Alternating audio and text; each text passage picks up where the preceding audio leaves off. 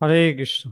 লোকাবিরামম রণরঙ্গধীরম রাজীবনেত্রম রঘুবংশনাথম কারুণ্যরূপম করুণাকরম তম শ্রীরামচন্দ্রম শরণম প্রপদ্যে। সীতারাম লক্ষ্মণ হনুমান কি জয়। তো আমরা এই সিরিজে আলোচনা করছি ভগবান শ্রী রামের 32টি রূপ সম্পর্কে। ইতিপূর্বে 13টি রূপ সম্পর্কে আমরা ভিডিও দিয়েছি। আজকে আমরা 14তম রাম সম্পর্কে আলোচনা করব। যারা অন্য ভিডিওগুলো দেখেননি, আপনারা আমাদের চ্যানেলে প্লেলিস্টে গিয়ে 32 ফর্মস অফ লর্ড রাম সেই প্লেলিস্টে যাবেন। তাহলে আপনারা সবগুলো ভিডিও একসাথে পেয়ে যাবেন, সেখান থেকে আপনারা শুনে নিতে পারেন। তো আজকে আমরা মূলত 14তম রাম সম্পর্কে আলোচনা করব। 14তম রাম হচ্ছে প্রণব রাম। প্রণব, প্রণব মানে আমরা জেনারেলি বলি ওম। ওম, ওমকার। ওমকার হচ্ছে প্রণব মন্ত্র। হ্যাঁ, ভগবান শ্রীকৃষ্ণ গীতায় বলেছেন, হ্যাঁ, অক্ষ- অক্ষরম, অক্ষরের মধ্যে তিনি হচ্ছেন প্রণব। হুম, প্রণব হচ্ছে ভগবানের প্রতীক। তো এখন ওমের সাথে বা প্রণবের সাথে ভগবানের কি সম্পর্ক, রামের কি সম্পর্ক, কেন রামকে প্রণব রাম বলা হচ্ছে, এটা আমাদেরকে একটু বুঝতে হবে।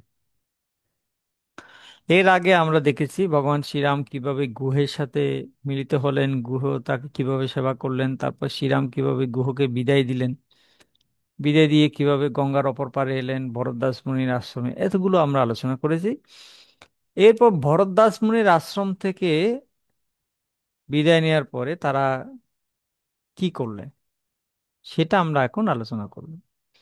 শ্রীরাম বনের মধ্য দিয়ে হাঁটছেন।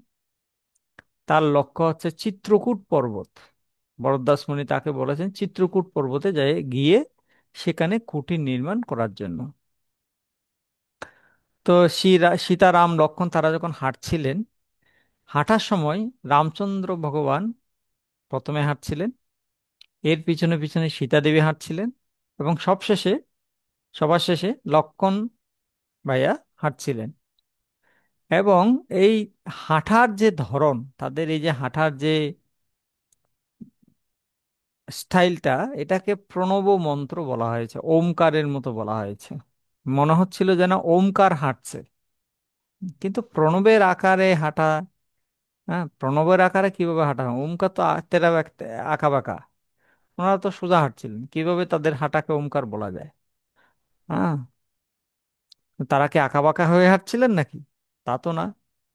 তো বৈষ্ণব আচার্যরা ব্যাখ্যা করেছেন প্রণব বা ওমকার তিনটি বর্ণ দিয়ে গঠিত: অ, উ এবং ম। অ অক্ষরটি পরমাত্মা বা নারায়ণকে নির্দেশ করে, উ অক্ষরটি দেবী মহালক্ষ্মীকে নির্দেশ করে, আর ম অক্ষরটি জীবাত্মা বা ভক্তকে নির্দেশ করে। তো এখানে মহালক্ষ্মী কি করেন, মহালক্ষ্মী জীবাত্মাকে বা ভক্তকে ভগবানের নারায়ণের সাথে যুক্ত করেন। হ্যাঁ, তো এখানে জীবাত্মা হচ্ছে লক্ষণ, মহালক্ষ্মী হচ্ছে সীতা দেবী, আর পরমাত্মা হচ্ছে রামচন্দ্র। তো লক্ষ্মী দেবী কি করছেন, লক্ষণকে নারায়ণের সাথে বা রামের সাথে যুক্ত করছেন।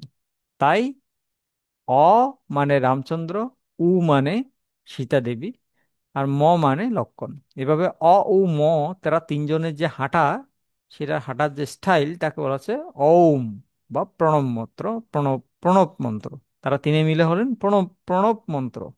এখানে আপনি তাদের হাঁটার ধরনটা দেখুন। রামচন্দ্র প্রথমে হাঁটছেন, তার পিছনে সীতা দেবী হাঁটছেন, সবশেষে লক্ষ্মণ হাঁটছেন।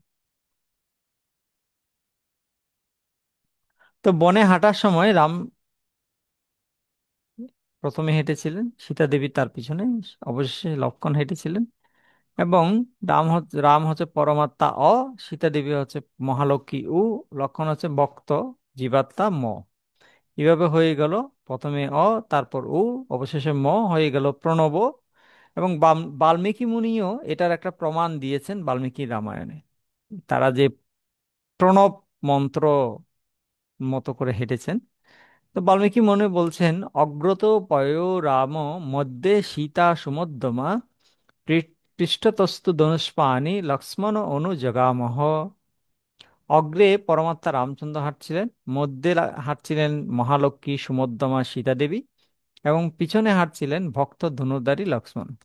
এভাবে অ উ, ম, এই তিনের সমন্বয় হয়ে গেল প্রণব বা ওম। হ্যাঁ, তাই এই এই রামের এই যে রূপ, এই যে হাঁটা রূপ হ্যাঁ, সেটাকে বলা হচ্ছে প্রণব রাম। হুম। এই প্রণব আমাদের আধ্যাত্মিক জ্ঞান প্রদান করে। ভগবদ্গীতায় ভগবান তিনি বলেছেন, আমি হচ্ছে প্রণব মন্ত্র। তাছাড়া যজ্ঞ, দান, তপস্যা সব ক্ষেত্রে প্রণব মন্ত্রের প্রচুর ব্যবহার দেখা যায়। যখন আমরা ওম নমো রামায়, ওম নমো নারায়ণায়, ওম নমো ভগবতে বাসুদেবায়, যত যত মন্ত্র আমরা জপ করি, প্রথমে আমাদেরকে ওম বলতে হয়। হ্যাঁ, এবং এই ওম আমাদেরকে সম্বন্ধ জ্ঞান প্রদান করে। রাম আমাদের উদ্ধার করেন, সীতা দেবী আমাদের হয়ে ভগবানের কাছে আবেদন করেন, এবং আমরা হচ্ছে লক্ষণের স্থানে অর্থাৎ পিছনে আমরা হচ্ছে জীবাত্মা। সীতা দেবী যদি আমাদেরকে রিকমেন্ড না করেন রামের জন্য, রামের কাছে, তাহলে রাম আমাদেরকে গ্রহণ করবেন না। তাই দিব্য জ্ঞান এবং ভগবান শ্রীরামের কৃপা লাভের জন্য এই বিশেষ রূপ, সীতারাম লক্ষ্মণের এই বিশেষ রূপের আমরা ধ্যান করব। আসুন আমরা উচ্চারণ করি। ওম প্রণব রামায় নমঃ। ওম প্রণব রামায় নমঃ। ওম প্রণব রামায় নমঃ। তা আমি সবাইকে ধন্যবাদ জানাচ্ছি যারা ভিডিওটা দেখলেন। সবাই ভালো থাকুন, সুস্থ থাকুন, কৃষ্ণ ভবনে থাকুন। হরে কৃষ্ণ।